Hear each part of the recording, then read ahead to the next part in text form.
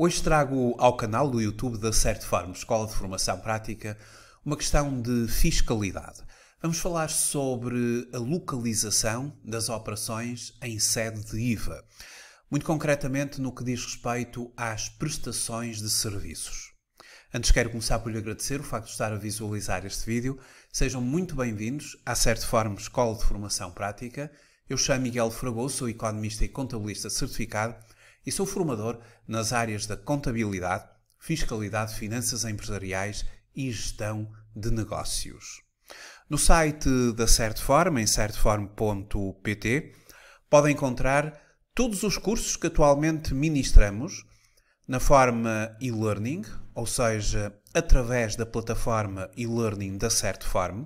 Quando faz a sua inscrição num curso e-learning, tem imediatamente acesso à formação e pode fazer o percurso formativo de acordo com a sua disponibilidade e ao seu ritmo. Para além dos cursos ministrados na forma e-learning, desenvolvemos também cursos na forma live streaming. Live streaming significa que as sessões são em tempo real, sessões síncronas. E para os cursos live streaming, temos as respectivas datas de início de cada um dos cursos e pode sempre consultar essas datas de início no site da Certform, na área do calendário, onde estamos permanentemente a atualizar as novas datas de cursos que estão a ter sistematicamente novas edições. Quaisquer questões que nos queira colocar, poderá fazê-lo através dos contactos que temos associados no site da Certform, Escola de Formação Prática. Neste vídeo vamos então falar sobre as regras de localização das operações em termos de IVA. Bom, em primeiro lugar, eu quero responder a algumas questões sobre a questão das regras de localização. Questões que eu quero responder são as seguintes. O que significa localizar uma operação em termos de IVA? Quais as duas regras gerais de localização para as prestações de serviços contempladas no Código do IVA? E em que consiste o reverse charge, ou a chamada inversão do sujeito passivo? Mas vamos começar pela resposta à primeira questão. O que significa localizar uma operação em termos de IVA?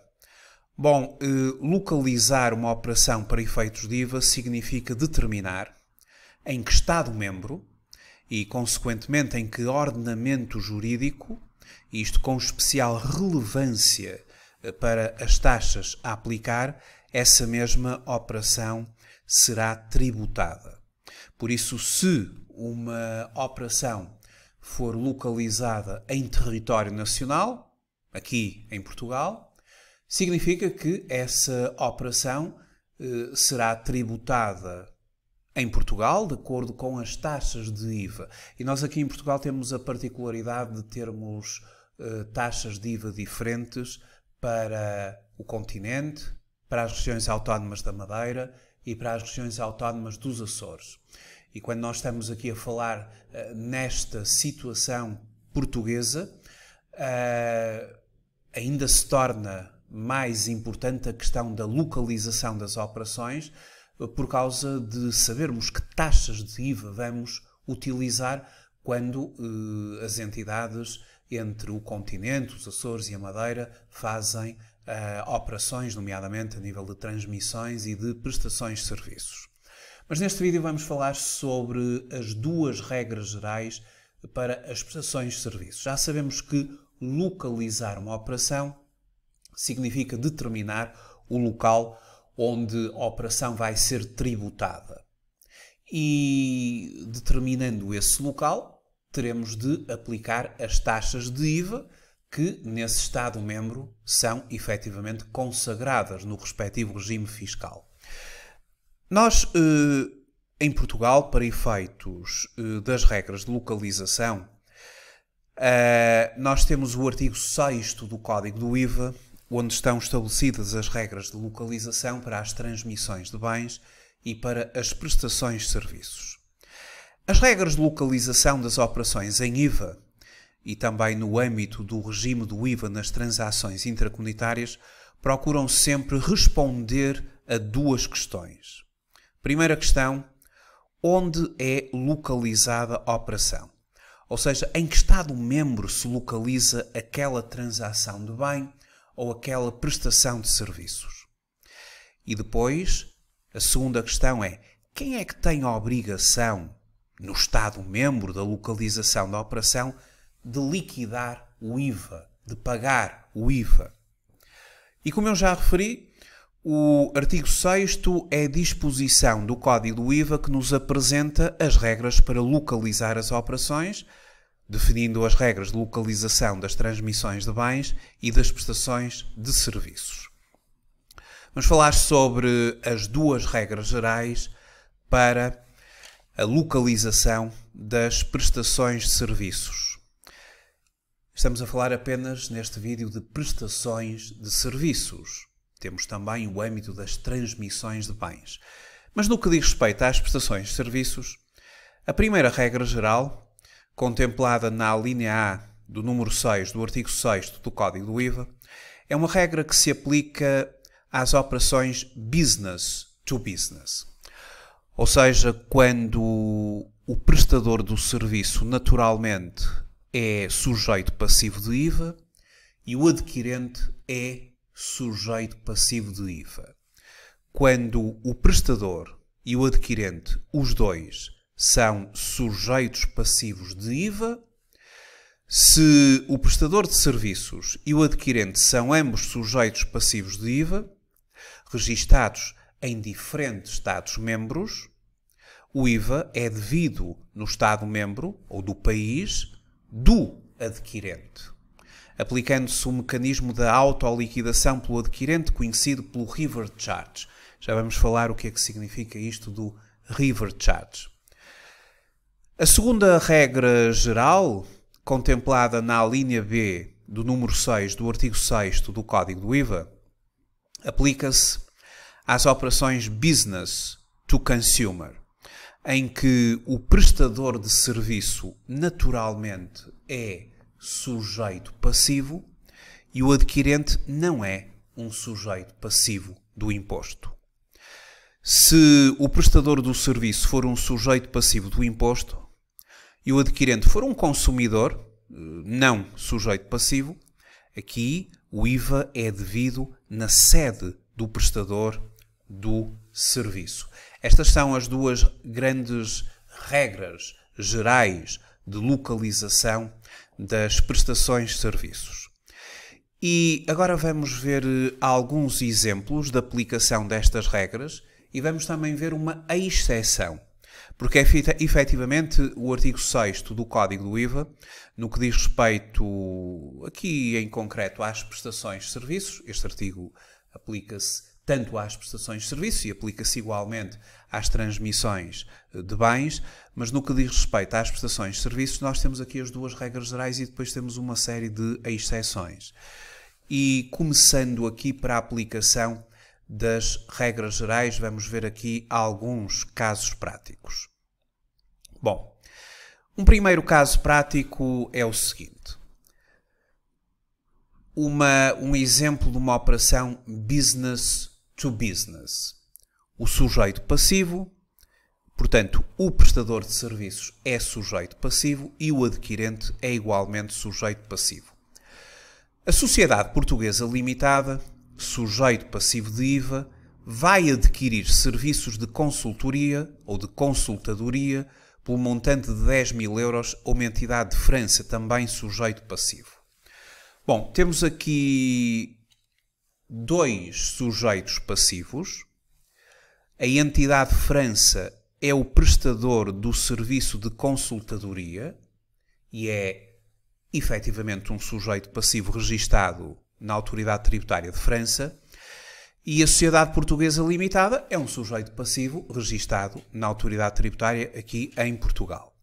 E, portanto, vamos aplicar a primeira regra de localização, a regra business to business, em que a operação ela é localizada no país do adquirente, Se o prestador de serviço e o adquirente são ambos sujeitos passivos, registados em diferentes estados, o IVA é devido no Estado-membro do país do adquirente. E aqui o país do adquirente do serviço é Portugal. Portanto, esta operação é localizada em Portugal.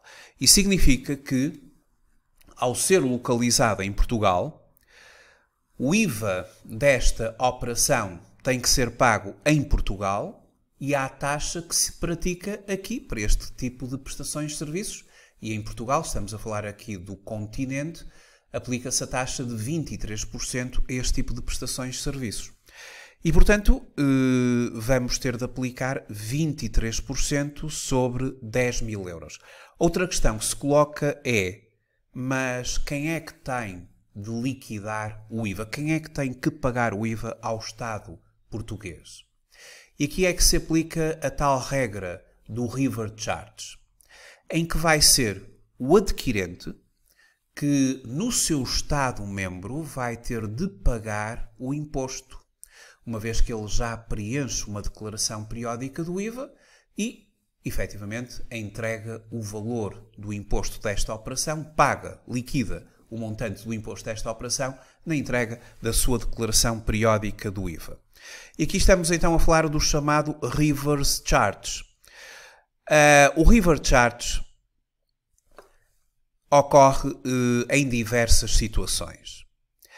E o Reverse Charge é designado também pela autoliquidação e consiste no facto de ser o adquirente, em vez do vendedor, e ser o adquirente que se vai substituir ao vendedor ou ao prestador na obrigação de liquidar o IVA. É o adquirente do serviço que vai ter de liquidar o IVA, o imposto, no seu país. Bom, há razões por se utilizar aqui esta figura do Reverse Charge. A razão para esta escolha em determinadas operações no código do IVA e também no próprio RITI baseia-se no facto do vendedor ou prestador no Estado-membro que vende um bem ou serviço para um sujeito passivo num Estado-membro 2 tem essa operação localizada no tal Estado-membro 2, por força do princípio de que entre dois sujeitos passivos, business to business, a operação é localizada no destino, ou seja, no país do adquirente. E, portanto, se não houvesse a aplicação do Reverse Charge, um sujeito passivo num determinado Estado-membro seria obrigado a liquidar IVA em vários outros Estados-membros e até no limite em todos. Tal significa que esse sujeito passivo teria de entregar várias declarações periódicas de IVA, uma por cada Estado-membro. E então, imagine-se uma empresa portuguesa que venda bens ou preste serviços com operações localizadas em vários Estados-membros, teria de entregar, no limite, 28 declarações periódicas de IVA. Ora, ao aplicar o Reverse Charge nas operações entre dois sujeitos passivos, liberta-se as empresas deste ónus. E é o adquirente que terá de liquidar IVA no Estado-membro onde é residente e onde já entrega naturalmente uma declaração periódica de IVA. É isso que nós vamos fazer aqui nesta situação. A sociedade portuguesa é adquirente de um serviço de consultadoria a um sujeito passivo de França. A operação é localizada aqui no Estado-membro do adquirente, Portugal, e é o adquirente, através deste mecanismo do Reverse Charge, inversão de sujeito passivo, que vai ter de pagar o respectivo IVA no seu Estado, no seu país. Na perspectiva da empresa portuguesa, nós temos de fazer o seguinte. Na declaração periódica do IVA, e estamos agora a falar na perspectiva da empresa portuguesa, temos aqui a declaração periódica do IVA e esta operação, esta prestação de serviços, ela vai ser declarada no quadro 06, obviamente, da declaração periódica do IVA, no quadro 6 do apuramento do imposto, muito concretamente no campo número 16. No campo número 16, o adquirente vai colocar a base tributável dos serviços efetuados por sujeitos passivos de outros Estados-membros. E, portanto, foi um serviço efetuado por um sujeito passivo de França, cujo imposto foi liquidado pelo declarante, ou seja, por nós, pelo adquirente. E o valor do imposto a favor do Estado português será colocado no campo número 17. E, portanto, vamos colocar aqui 2.300 euros, 23% de 10.000. E está feita aqui a obrigação de liquidar, pagar o IVA. Portanto, temos ali o IVA a favor do Estado, aqui na coluna correspondente aqui ao campo número 17. Agora, é preciso também ter em consideração que, sendo o adquirente aqui o devedor do IVA, que efetivamente o é, pela inversão do sujeito passivo, ele pode deduzir o IVA, porque está a fazer a aquisição de um serviço. E não estando este serviço de consultadoria excluído do direito à dedução, pelo artigo 21º do Código do IVA, vamos poder deduzir o IVA. E, portanto, simultaneamente, na mesma declaração periódica do IVA, vamos deduzir o IVA desta prestação de serviços. E faz-se no campo 24, onde vamos deduzir os mesmos 2.300 euros. Era assim que a empresa portuguesa teria de preencher a declaração periódica do IVA. Campo 16, a base tributável, relativamente à fatura que vem de França do prestador de serviços, que é sujeito passivo. Porque a operação é localizada em Portugal, paga o IVA em Portugal, à taxa de 23%. Estamos a considerar aqui o adquirente a liquidar o IVA por inversão do sujeito passivo, ou revert charge, campo 17. E depois no campo 24 temos o direito a deduzir o IVA. Se fosse uma operação ao contrário, ou seja, se fosse a sociedade portuguesa a prestar o serviço à sociedade de França, à empresa de França, a operação era localizada em França, não é? Porque aí seria o adquirente que estava, obviamente, em França. E, portanto, sendo a operação localizada em França, iria pagar IVA em França e seria a empresa francesa, sujeito passivo de IVA em França, que lá pagaria o IVA. E nós aqui em Portugal iríamos declarar a operação no campo 7.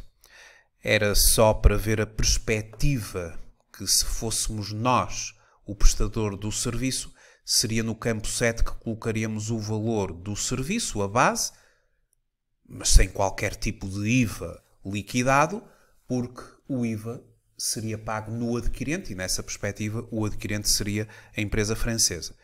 Bom, isto é para dar a perspectiva de termos aqui um outro tipo de operação. Vejamos agora um segundo exemplo. Um exemplo business to consumer, em que um advogado português, que é sujeito passivo com domicílio em Portugal, portanto, o advogado é um trabalhador independente, consideramos-lo aqui ser um sujeito passivo de IVA, trabalhador independente, domicílio em Portugal, patrocinou uma ação judicial num tribunal a favor do seu cliente particular residente em Espanha, tendo cobrado 2.000 euros mais IVA à taxa normal. Bom, esta é uma operação já nossa conhecida, anteriormente referimos, business to consumer. O prestador do serviço é naturalmente um sujeito passivo, o adquirente não é um sujeito passivo.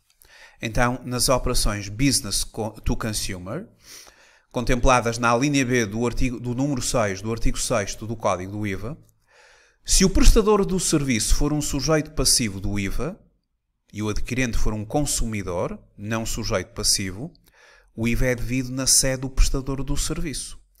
E, portanto, vê-se bem que o IVA é devido em Portugal, porque é aqui onde o advogado tem o seu domicílio, e o advogado vai ter de emitir o seu recibo com a base de 2.000 euros mais o IVA, porque o IVA é devido em Portugal e vai ser o próprio advogado que terá de fazer o pagamento do IVA na sua própria declaração periódica do IVA. Portanto, é muito simples. O advogado, quando preencher a sua declaração periódica do IVA, coloca no campo número 3 a sua base tributável que cobrou lá ao cidadão de Espanha e 2.000 euros vezes 23%, o que dá 460, o advogado faz o respectivo pagamento de IVA no campo número 4. É assim que ele preenche a sua declaração periódica do IVA. Naturalmente, nada de especial, é assim na sua qualidade de sujeito passivo. Vejamos agora um terceiro exemplo, que é um exemplo de exceção. Porque a verdade é que o artigo 6º do Código do IVA, o artigo 6º da localização das operações, o número 6, a linha A, estabelece a regra geral business to business e o número 6, a linha B, estabelece a regra geral business to consumer. Business to business, prestador e adquirente, ambos sujeitos passivos, em Estados-membros distintos. Business to consumer, artigo número 6º, número 6, a linha B, o sujeito passivo do IVA é o prestador e, portanto, a operação é localizada no continente ou em Portugal. Mas nós vamos ter várias exceções a estas regras gerais. E uma das exceções tem a ver com prestações de serviços relacionadas com imóveis, sítios fora do território nacional. E neste âmbito, quando temos aqui prestações de serviços relacionadas com bens imóveis, prédios, nomeadamente, as operações são localizadas efetivamente onde o imóvel é construído, está situado, localizado. E nesse âmbito vejamos a seguinte situação.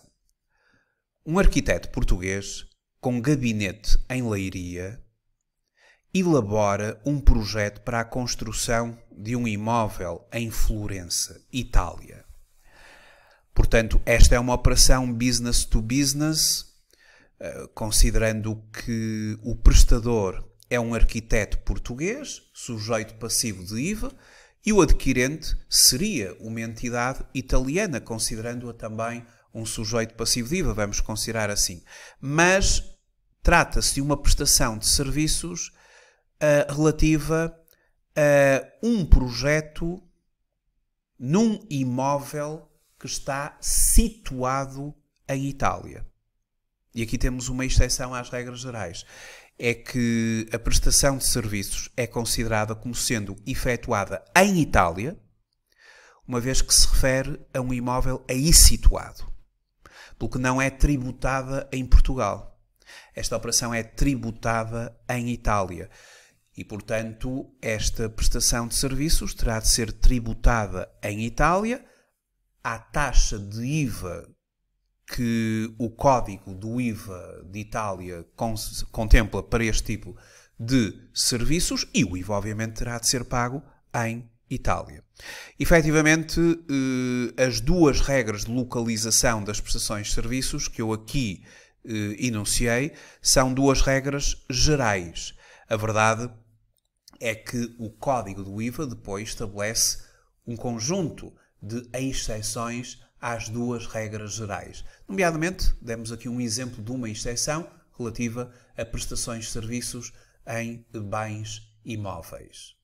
Muito obrigado por ter assistido a este vídeo. Até uma próxima oportunidade. Até breve.